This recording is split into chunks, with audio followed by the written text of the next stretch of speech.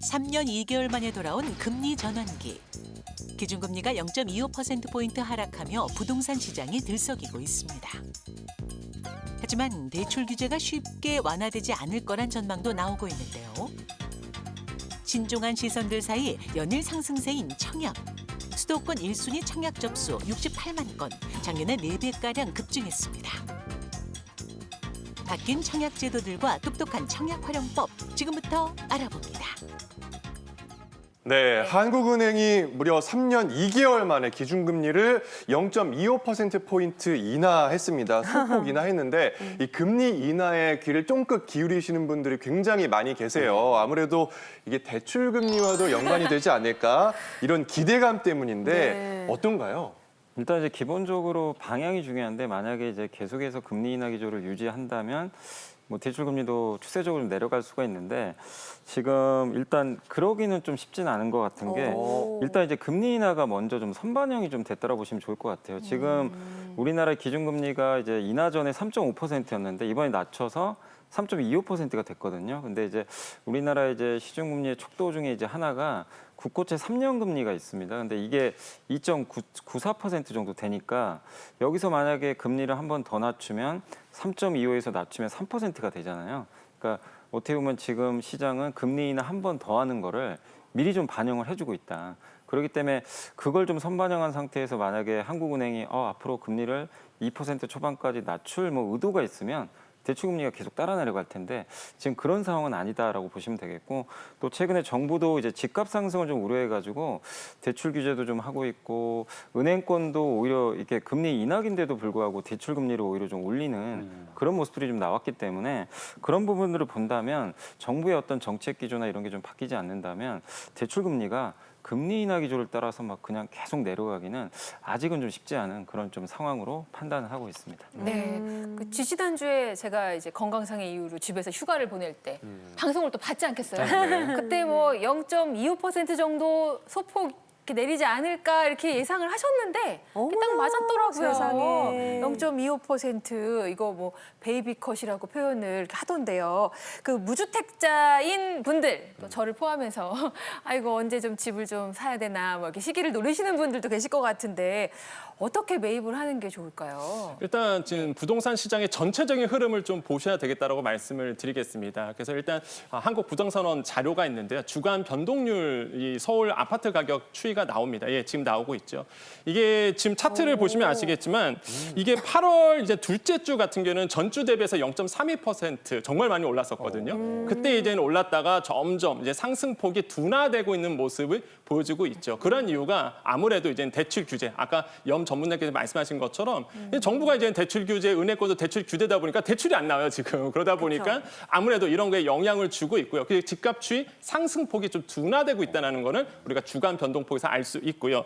또 하나의 또 차트를 보겠습니다. 바로 경매 시장인데 이 경매 시장은요 보통 뭐 매매 지수에 대해서 선행 지수라고 보여집니다. 그래서 전세가 말 그대로 경매가 뜨거워 그러면은 이거 아파트 아니면은 내 집값에 대해서 오를 가능성이 있겠다 이렇게 보는데 지금 보시면 이제 경매 시장 차트 가볼까요? 일단 낙찰률 보겠습니다. 전체 이제 진행 건수 대비해서 낙찰 건수예요. 그래서 그 비율을 보는 건데 이 낙찰률 본다 그러면은 이제 전월 대비죠. 한 1.7%포인트 정도 이제 내려갔습니다. 낙찰률이. 그다음에 낙찰가율이 나오고 있죠. 낙찰가 같은 경우는 이제 전체 경매가 대비 낙찰가 얼마에 이제 내가 낙찰을 받았느냐 경매가 대비해서 이 차트인데 이것도 지금 보면은 이제는 전월 대비해서 한 1.2%포인트 정도 내려가고 있어요. 그러면 이 경매 시장도 이제 약간 뜨거웠다가 약간 둔화되고 있구나라는 것도 이제 느낄 수 있는 거죠.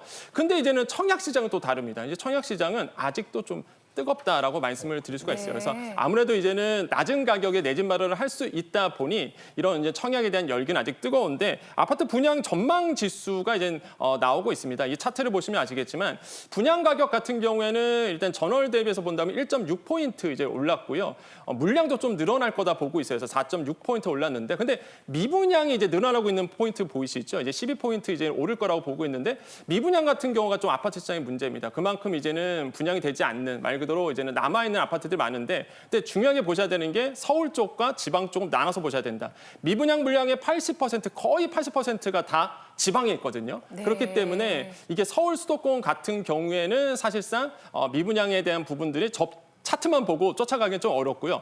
서울 수도권은 아직도 좀 뜨거운 부분은 좀 남아 있습니다. 그래서 전체적인 추이를 보셔야 되는데, 그래서 이제 금리 인하기잖아요.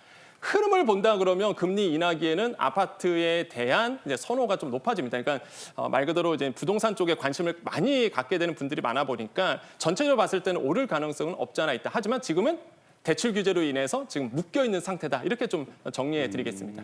참 어렵네요. 저는 청약을 노리라는 건가 생각했는데 또 듣다 보니 또 아닌 것도 같은데 청약이 낫다는 것도 같고. 그러니까 이거 어떻게 전문가분들이 진짜 전문가분들은 딱 떨어지게 얘기를 안 하시잖아요. 네. 폭등할 것 같다고 얘기 안 하고 관심을 기울일 때입니다. 아이고야. 폭락한다 안 그러고 불확실성이 커지고 있습니다. 이렇게 얘기하는 거죠. 아이고야. 청약에 관심을 기울여 볼 때입니다라고 말씀하실 때는 그게 어떤 때냐? 네. 실거주자 시장이라는 거예요. 실거주자 시장은 부동산 시장에서 어떤 시장이냐 하면 집에 들어가서 거주를 할 분들이 시장의 가격을 움직이는 때예요. 그러니까 갭 투자해가지고 나중에 이제 집값 폭등하면 돈 많이 벌어야지 하는 이 투자자들이 이끄는 시장이 아닌 거예요. 그럴 때는 어떤 때냐면 사실은 가격이 폭등하거나 그런 때는 아닌 겁니다. 이게 전문가분들이 보시기에도 네. 예전에 금리 인하기하고는 조금 다르게 지금은 조금 불확실성이 사실 있다. 이렇게 생각을 하고 있다고 봐야 될 것 같고요. 이럴 때는 실제로 거주할 곳에 괜찮은 주택을 구매를 하시는 게 정답이라고 다들 얘기를 합니다.